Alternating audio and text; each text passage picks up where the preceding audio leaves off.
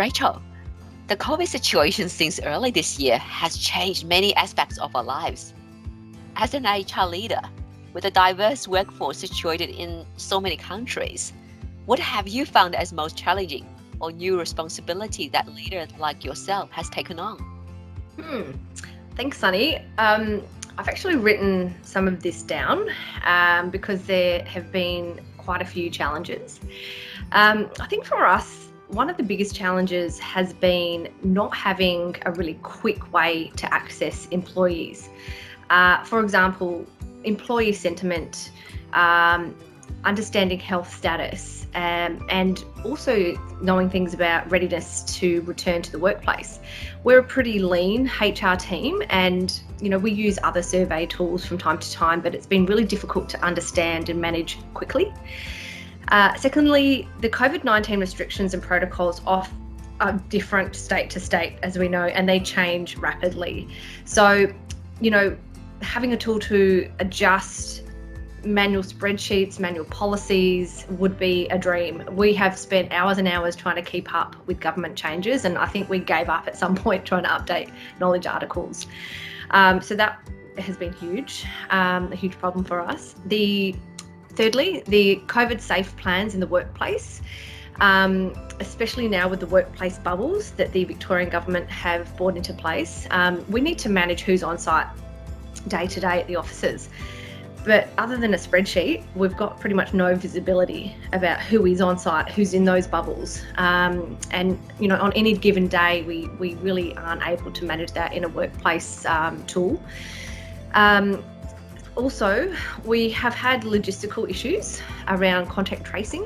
So we have a requirement to have people sign in, and that's happening manually at the moment. So that's an issue. Some minor issues of, people reporting bottlenecks around getting into lifts when they're coming up into the buildings that we occupy. And also some very big issues around monitoring and being in touch with people in some of the states that have been affected with harder lockdowns.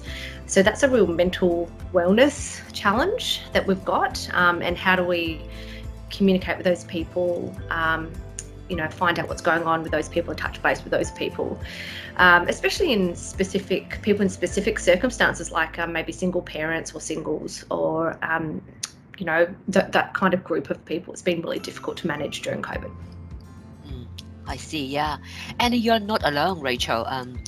When I spoke with many of my friends who are business and HR leaders or line managers or just a professional specialized in the areas like workforce, workplace health safety, facility management, they shared a very similar experience over the past few months.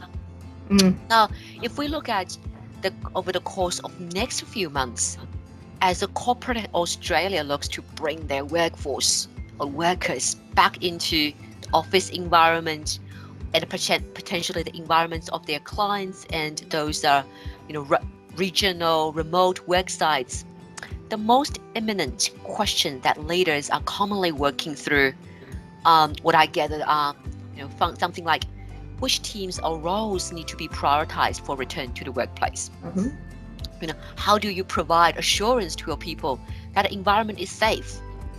And then thirdly, what risk management process can be implemented to isolate any subsequent COVID-19 infection outbreaks whilst minimizing any other business continuity and the productivity impacts.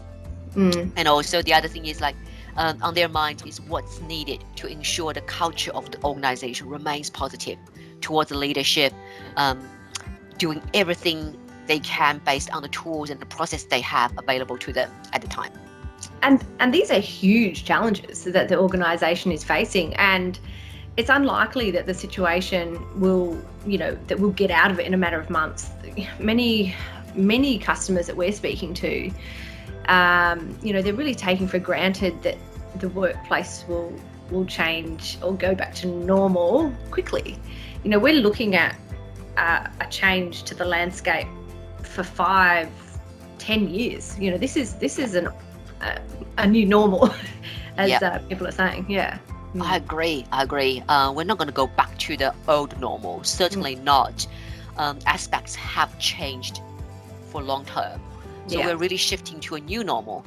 the workplace is being redefined, the organization's social responsibility and the roles they play in providing a healthy work environment are evolving. So the many leaders, mentioned to me that they're trying to work out a new workforce and workplace approach. Things like what should be the longer term work from home talent model look like. It presents challenges, but also presents opportunities. Many employees will want the flexibility to choose where they work, but also equally it opens up multiple different diverse pools of talent for the organizations. Secondly, like what unique arrangement will different types of functional and knowledge work require, and in turn, what different outcomes will be expected from the workforce. And how do we build up the resilience by better planning for uncertain circumstances that could happen in the future? What are the multiple variables impacting the workforce and the workplace decisions that need to be factored in? And then the other thing those leaders mentioned is what are the new standards and process that need to be met? There is already serious talk about new standards and auditing requirements will be put in place. So it's not just of course, it's not about just ticking a box, but it does mean new obligations for organizations to safeguard the health and safety of our people in the new normal. Yeah, look, I think in many ways, COVID has accelerated where the workplace was going. So you mentioned, standards and having new standards. And I think that, you mentioned working from home, and I think that will be a standard rather than a request. At the moment, a lot of workplaces, it's how can I please work from home, or, flexible work arrangements allow people to work from home. Whereas I think we were heading as a culture, as a workplace culture, to work from home with technology, but we just didn't get there. With COVID, we've landed there quicker, which is great news. As you said, it's an opening up opportunities to different talent pools, etc.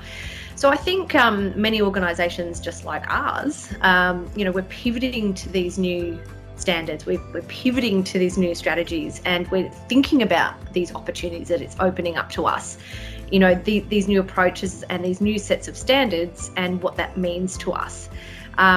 So, with this new potentially diverse talent pool and a more globalized workforce, which we already have as a consultancy, but I can imagine other organizations are thinking about this for the first time, a more geographically dispersed workforce, you need a good digital tool to help with that. Yeah, totally. So, the reality is, us with many other organizations, I can imagine, run their HR processes with disconnected, I like to call it sticks and glue Excel spreadsheets, and a bunch of other disparate HR apps, that are held together again by sticks and glue. And many of the communications out are done by email still. Yeah. And that is the reality, regardless of how big they are, regardless of how sophisticated they are. That is the reality of most most organisations in the HR under the hood.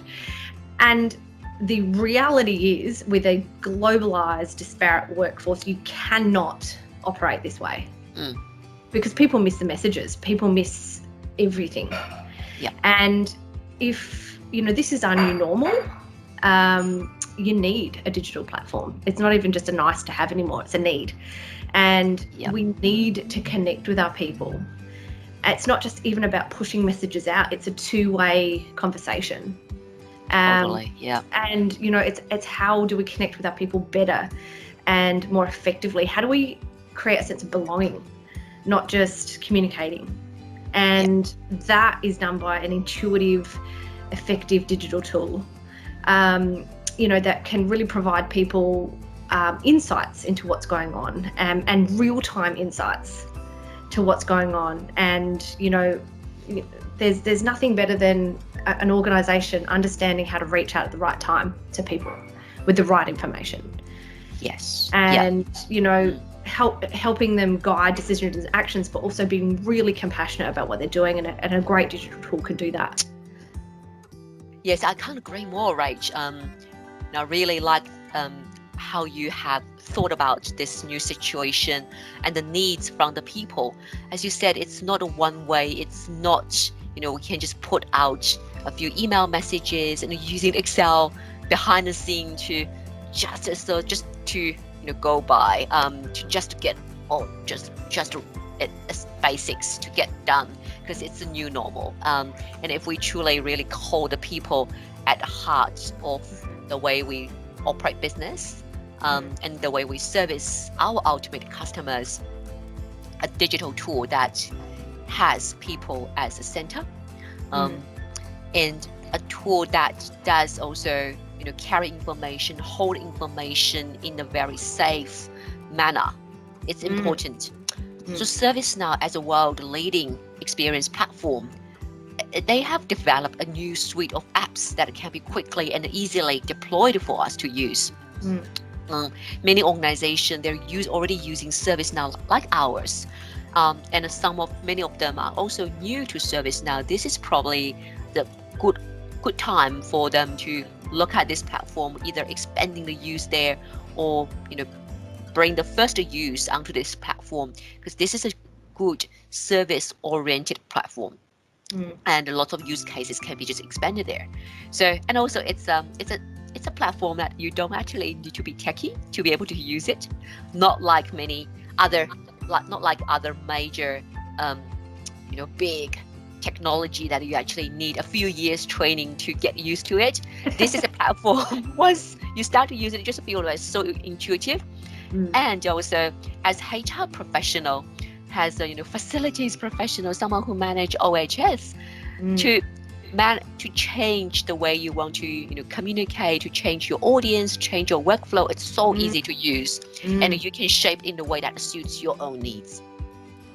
Look, being a low-tech person myself in HR, I think the low-tech, user-friendly approach is my absolute favourite thing about ServiceNow, and really important for HR practitioners.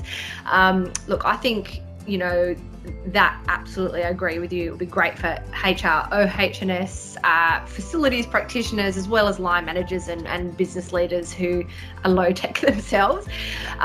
Look, as you know, Sunny, I've been a user of the HRSD tool in ServiceNow for a couple of years now, and I've already seen the power of that, from a internal HR perspective, and it, is awesome. And I've seen a demo of the Safe Work apps, and I'm very excited about the application of these tools in the broader market.